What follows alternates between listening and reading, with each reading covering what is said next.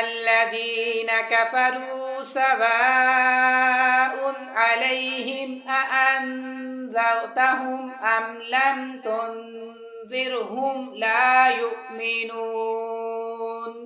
ختم الله على قلوبهم وعلى سمعهم وعلى أبصارهم غشاوة ولهم عذاب عظيم ومن الناس من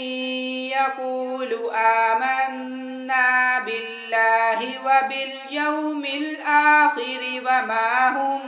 بمؤمنين يخادعون الله والذين آمنوا وما يخدعون إلا أنفسهم وما يشعرون